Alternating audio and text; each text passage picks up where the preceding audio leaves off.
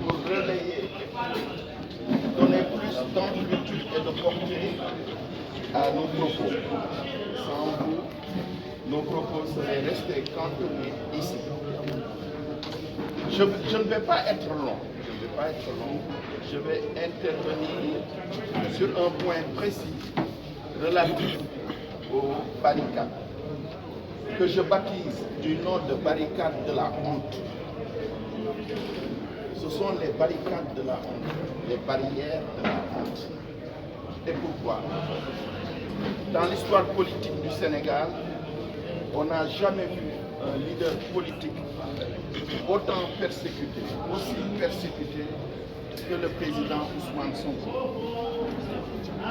Nous croyons, lorsqu'on l'a pris de son émeute couteau, que c'était pour exécution des décisions de justice, mais on l'a pris pour l'amener directement chez nous. Nous pensions qu'une fois arrivé, que les policiers allaient partir, mais bien au contraire, ils ont élu domicile autour de lui, autour de chez lui, et tout autour de chez lui, au niveau du quartier, au niveau de la cité Keur-Gorgui, que les gens ont appelé même caserne Keur-Côte. Oui, on peut assigner quelqu'un à résidence, mais cela obéit à des conditions. Oui, quelqu'un peut être gardé chez lui, mais encore faudrait-il qu'il y ait une base légale, encore faudrait-il qu'il y ait un fondement à cette mesure. Il n'y avait pas de décision administrative qui imposait la pose de barricades autour de chez Ousmane Sonko. Il n'y avait pas encore moins de décision de justice qui justifiait qu'il soit empêché de sortir. Et c'est une entrave à son droit constitutionnel reconnu aussi bien à vous tous journalistes, à nous avocats et à tous les hommes politiques, son droit d'aller et de venir. Et au-delà de Ousmane Sonko, il y a en droit ce qu'on appelle l'effet relatif de la peine. Si on doit sanctionner, on ne doit sanctionner Ousmane Sonko. Mais dans les mesures prises, ses épouses, sa famille en souffrent, ses enfants en souffrent, et tout le quartier en souffre, ses voisins en souffrent. Et c'est tellement vrai que lorsque les barrières ont été levées, c'était la joie. Les gens ont pavoisé, et c'était le bonheur. Les voisins, bien que touchés, mais sont restés solidaires. Il y a une femme qui a fait une intervention pertinente et qui disait soutenir Ousmane Sonko, qui a enduré donc, pendant plus de 50 jours donc, cette séquestration qui ne dit pas son nom. Le but avoué, il y a toujours un but avoué et un but inavoué. Le but avoué, c'était d'empêcher, c'était en prévention de troubles.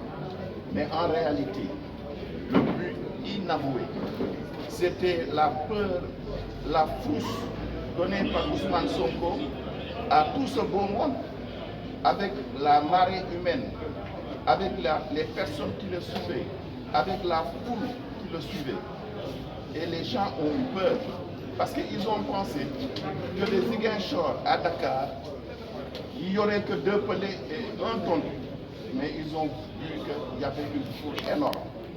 Et ça aurait ôté l'apothéose à Dakar, ce dont ils ne voulaient pas. Et c'est pour cela qu'ils ont mis un terme à son tout et érigé des barricades tout autour. Mais ce qu'ils ont fait, en l'absence, je dis, de fondement et de base légale, donne lieu à qualification juridique. On peut l'appeler entrave à la liberté d'aller et de venir. On peut l'appeler, comme j'ai dit à l'entame, séquestration. Et à la limite, c'est encore plus grave. Séquestration, détention arbitraire.